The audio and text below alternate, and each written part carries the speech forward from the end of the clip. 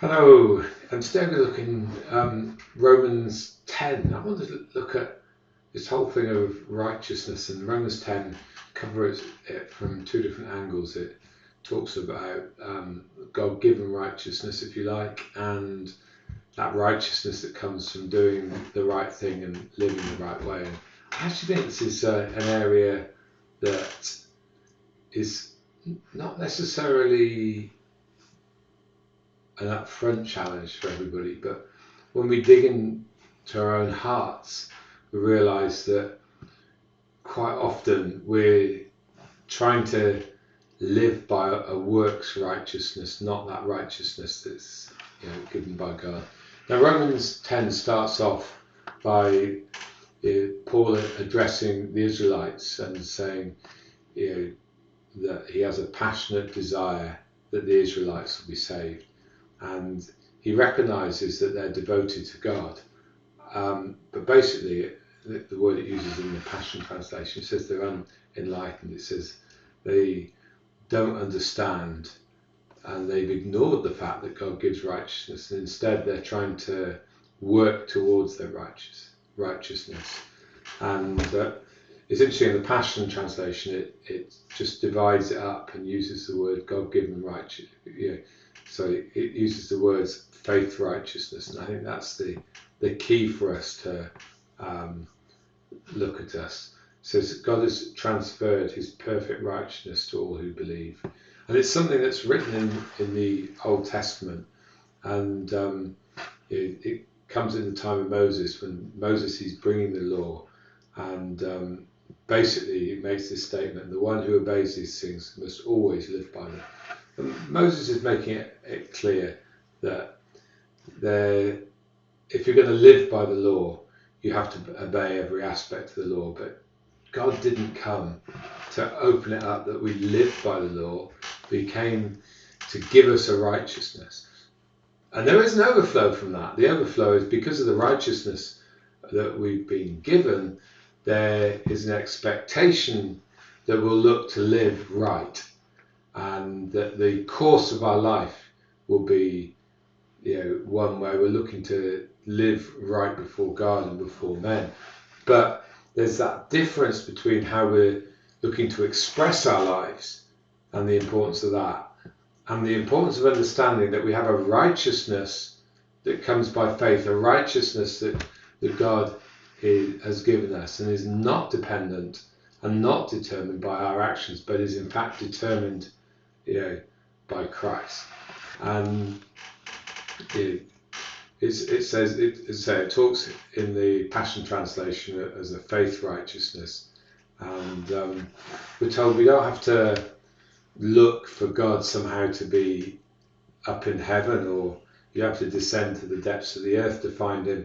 But Moses said this: God's living message is very close to you, as close as your heart beating in your chest and as near as your tongue in your mouth.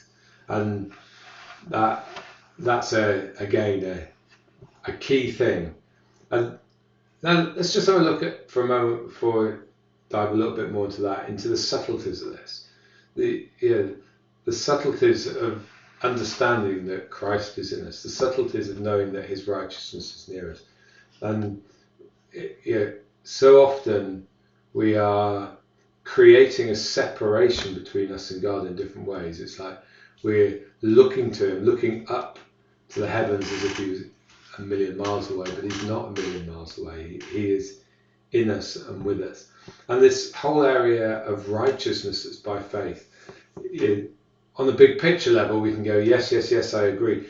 But the reality of it is found in not just how we live our day-to-day lives, but how we respond when we get something wrong, or we feel we've got something wrong. And I talk to many people, their struggle internally is they do something, or even people I've talked to about major issues, major things they've done, and they struggle with God's acceptance, and they struggle with the fact that he would want to embrace them in that moment or even in the bigger picture.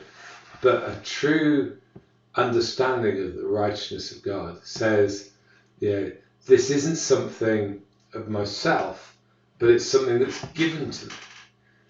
And therefore, if I make mistakes, then in that earthly dimension, my role is, repentance, it's put things right, but actually it's to get on and learn to live more and more in the way that Christ wants me to live. So I use a different example. My son is my son no matter what. And he doesn't, but he could choose to live in a way as if he's not my son. And deny my existence and all those things. But it doesn't change the root fact that he is my son. You cannot, you couldn't change that fact. But you can live in a way as if it's not true. And it's the same with righteousness. You cannot deny the fact that God has made us righteous. As it here talks about faith righteousness. It's like God has given us that. Our faith embraces that, and then our actions aim to live in line with the way that God has made us. And verse, I read verse 8 about the message is very, very close to us and near us.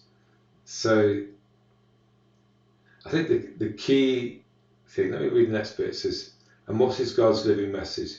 It is the revelation of faith of salvation. That's the key. And that's why the message of the gospel is for everyone, no matter what their earthly life has been like. And they may be facing a lot of consequences because of decisions and everything else they made, but there is still available to them a revelation of salvation that is by faith. And it goes on here, if you publicly declare with your mouth that Jesus is Lord and believe in your heart that God raised him from the dead, you will be saved. Let's unpack that one in a moment. So there is a declaration that is important here. It's declaring with our mouth that Jesus is Lord. And it says, and you believe in your heart God raised him from the dead. In other words, there is an internal positioning again. It's an internal faith. I believe that God raised Jesus from the dead. I believe that he's given me salvation. But from that place of belief, out of my mouth, there has to come the statements of faith. Out of my mouth comes the evidence of what I believe in my heart. And it does say elsewhere, out of the heart, the mouth speaks. You see, there's a flow from inside us, and that's important. It says the heart that believes in him receives the gift of the righteousness of God, and then the mouth confesses, resulting in salvation. There's this journey. See, if we only speak but don't have a conviction of heart, then it's like we have a bunch of flowers with no roots. The flowers are going to die. They're not going to be sustained. But we, don't just have that external. We have the internal. We have our heart. When our heart believes, then that's the beginning of the rooting. Because again, go to the parable of the sower. The parable of the sower is seed on the soil being our heart. So our heart towards God is a key thing. But there has to be outward evidence of that. Okay, I'm going to stop there. Bless you. Hope you have a great day. Look forward to being with you soon. Bye for now.